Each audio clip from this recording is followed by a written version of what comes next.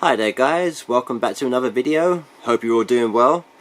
Today's video will be a Blu-ray horror update. No media books involved today. I'll have a media book update due in next week. Just waiting for one more title to drop through the door just so I can flesh out that video a bit longer. But anyway, today just the standard Blu-ray releases of the horror variety.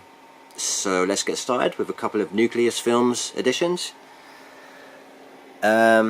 Starting with Attack of the Adult Babies. This is an independent British-made horror film. Very gross and disgusting and often gory, and at times it's very silly and it's got a bit of an immature humour to it. It's similar to the likes of Trauma. So if you like Trauma's output, this is worth a look if you fancy something in a similar vein to that. And yeah, this is the first pressing limited edition slipcover with this beautiful artwork. I think it's by Graham Humphreys, and it is numbered. They're limited to 1,000 copies. There you go. And here's the standard release cover art there. So yeah, that's Attack of the Adult Babies. Next up we'll have the two Indiegogo crowdfunded restorations that was undertaken by Nucleus Films. This is Death Laid an Egg and Lady Frankenstein. The crowdfunding campaign got started to this about 2 years ago, so it's been a long time coming, but it was worth the wait. I have watched both of these and they look superb. I haven't checked out the special features yet, but they look to be fairly interesting. The crowdfunded releases come with the exclusive slipcover, and each come with a set of lobby cards, about 6 each. And these are numbered and limited to 1,000. There you go. As for the films themselves, I was more intrigued to check out Lady Frankenstein. I really enjoyed this one. It's a slightly different take on the Frankenstein tale. I thought it was pretty decent. Death Laid an Egg was I wasn't really feeling this one. It's a bit of an odd one. Not a full blown giallo. It's very tame. I don't know why it's rated 18. It could easily pass for a 12 rating. But that's something I'll have to revisit another day when I'm in the mood. Because I think I was expecting something a bit different to what it turned out to be. But they're decent to have. I'm happy to contribute to these campaigns. Keep the physical media going. So yeah, that's Lady Frankenstein and Death Laid an Egg. These will be going on general release, but without the slipcovers and the cards. I think they're due out in a couple of weeks' time, I think. And speaking of Lady Frankenstein, I picked up this one. This is a independently made horror film called Corpsing, but it's also known as Lady Frankenstein. So I'm not sure if this is a remake of Lady Frankenstein or it's just been called that. But this one looked pretty good. This is the Blu-ray hardbox release. It's a German edition I found on eBay for only $12.99. So I thought, why not? It looks pretty good. I love the artwork on this. It's very Reanimator-esque in its look. There you go. There's the female Lady Frankenstein there getting to work. So yeah, looking forward to this one. It looks a good gory ride from what I've been reading about it. Doesn't get the best reviews, but I'll give it a shot. Why not? Only $12.99 for a hardbox. I don't buy many hardbox releases anymore, but when I see them coming around like this with an intriguing story that I think I might like, then I'll grab it. And it's limited to 50, but my copy is not numbered. Whoops, there you go. The inside card there. Yeah, I really don't recognise this. I don't think it's been released in the UK. So that's Corpsing. Moving on, we have something completely different. We have Devilfish, or Monster Shark as it's also known. This is from 1984. It's a Lamberto Bava movie, but his real name isn't on the credits of the film. I don't think he was terribly proud of this one, and when you see the end product it's easy to know why. But it is terrible, but it's really entertaining. It definitely falls into the so bad it's good variety of horror films.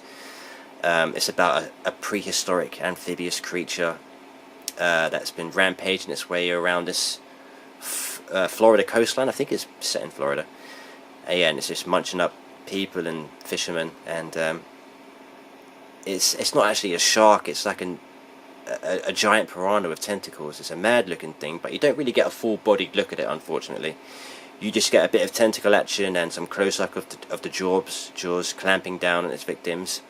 It's got a bit of moderate gore here and there, nothing too strong or overly bloody, but where it's so funny is because it takes itself so seriously. But it is entertaining. It's got a terrible score on IMDb. I think it's 2.7. But anyway, this is Monster Shark, aka Devilfish. This is the release from Code Red. It is region free, so it is playable in the UK, and it's got a reversible sleeve. So yeah, Devilfish, or Monster Shark, if you know it by that name. Moving on, we have a new one from 88 Films. This is Bad Dreams. A decent late 80s supernatural slasher film. It's not a straight up slasher with a stalk and slash kind of thing with a killer in a mask. It's very similar to Nightmare on Elm Street Part 3 actually, and Jennifer Rubin, who's also in this, was also in Nightmare on Elm Street Part 3, the one that's set in the hospital. And it's got Richard Lynch, who's superb as always, is the bad guy. A bit of gore here and there, some mildly scary moments, nothing too strong, but it is enjoyable. This is the first pressing slipcover release from 88 Films. Also comes with a nice thick booklet as well. It's not exclusive to the 88 Films website. This will be going on general release with the slipcover and booklet, so grab it while it's lasting. So that's Bad Dreams. Next up we have Scream Factory double feature, which I've been after for a long time. This is The Curse and The Curse 2. Been wanting to see these for a good few years now, and I wasn't disappointed. Very good films. The titles are a bit misleading.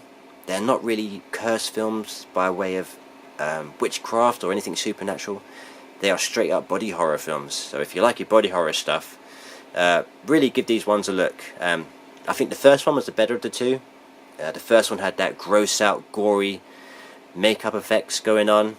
Part 2 is about a guy that gets bitten by a snake and on the hand, and his hand gradually starts to turn into a snake, and it just got off to a bit of a slow start, Curse 2. I think that was a real missed opportunity. Things pick up during the last third, but overall both well worth a watch if you like your body horror. So that's The Curse 1 and 2.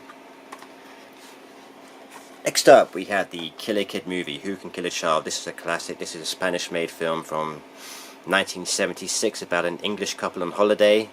They find themselves on a small island, and it's completely deserted, apart from a bunch of rampaging children that have taken over, and they've killed all the adults, and they find themselves set upon, and the fight to survive begins. And it's a very good one. Really like this.